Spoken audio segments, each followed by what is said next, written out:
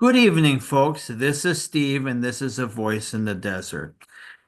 How is everybody doing out there? I hope everybody's doing fine. There is something I want to talk about that's kind of been on my mind these past few weeks, and that is dealing with hurts in the church. And just to be an example, it's something that's happened to me a couple weeks ago at my old church, the one that I'm currently going.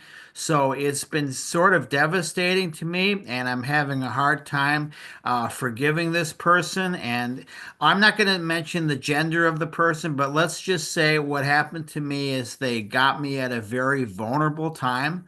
And I thought that they were going to be my friend, and I was, sir, I'm have a place on the welcome team. And then all of a sudden, they just slowly drift away, and they don't want to be my friend anymore. And they just suddenly drop me like a hot potato. And I said, I understand it is. I mean, I'm not trying to get, it's not what you think it is, and all I want to do is be friends with you. And I was just wanting to get together and let's just do things as a church. But somehow this person doesn't want to have anything to do with me. And they decided to confront me and say they didn't want to be my friend anymore. And I felt very upset. So I haven't been there for a couple weeks.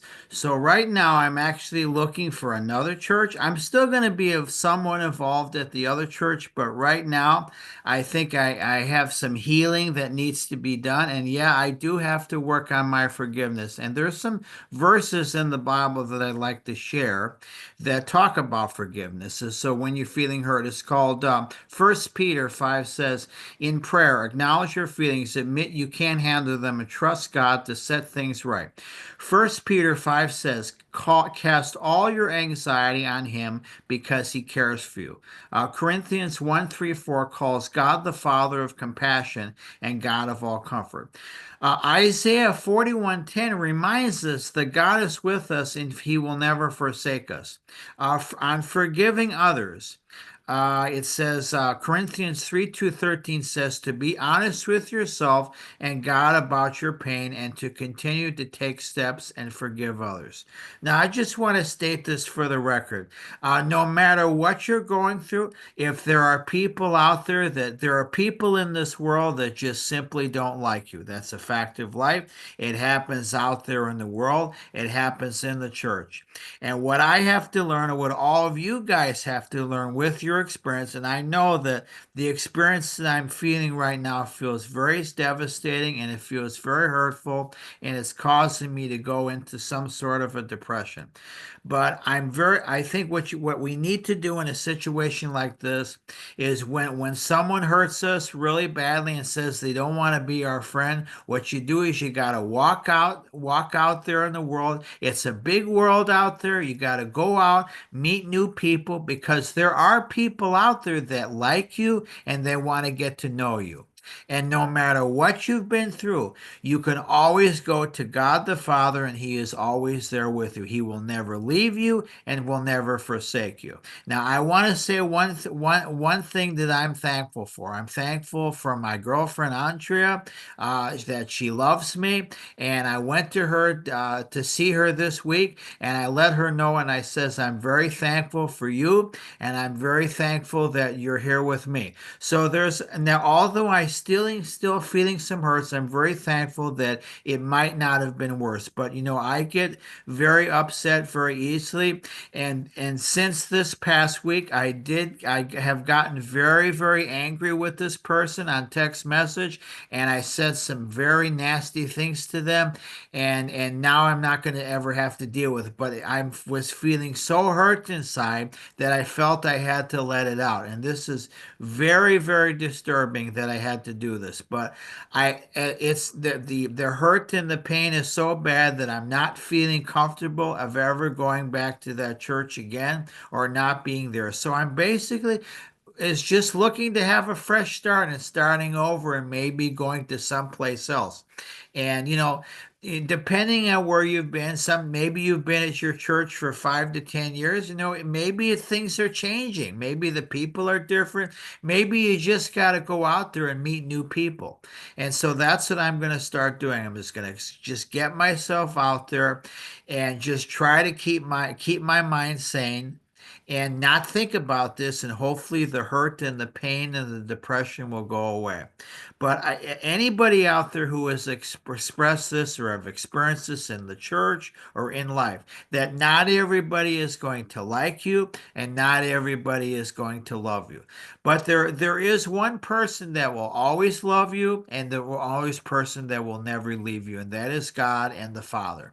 And the first thing you need to do is get into the Bible and realize you got to focus on the people who actually do love you and actually do care. And regardless of what happened, maybe this person is a hurting person themselves. And I know for a fact that I would assume that I know their background, that maybe the reason they did this because they're hurting themselves. And so all they can do is hurt other people. But it has caused me to get angry, but I have to keep telling myself, God is on my side. God is my savior. And no matter who says they don't like you, it doesn't matter what other people say. Go look for the people that are going to accept you and love you as you are. I'm very thankful for my friend James Carter. He's probably one of my only male friends that I usually get to see. I just wanted to say I'm very thankful for him and thankful for his friendship. And I just wanted to let him know that I'm dealing with this pain right now,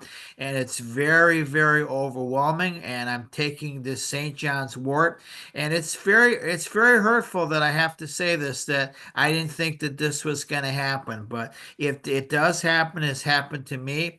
But I am thankful for the people who do like me and thankful for the people I care about me. So the thing that you guys out there need to do when you have my experience is it's time to heal. It's time to turn to the Father and meet new people and stop trying to make other people to like you and pushing them. If they don't want you, they don't want you. That doesn't mean that the people are there. That doesn't make them a true Christian, and that doesn't make them good. So what you need to do is you need to focus. Just need to be yourself. Don't change for anybody. Just be who you want to be and just be yourself. And you'll find people out there that will like you and they'll accept you as you are. Just go out there and meet. Not everybody's going to like you. So my suggestion is I'm not going to change who I am. I'm going to be me and they're going to be them. So the best thing to do is just go out there and meet new people and just, remember there's one person out there that loves you more than anything, and that's God the Savior. So, no matter what happens, you know who he is. So that's just all I wanted to add. So this evening, so I just hope everybody out there has a good evening. I just encourage you to go out there and support James Carter's ministry. Get yourself a cup.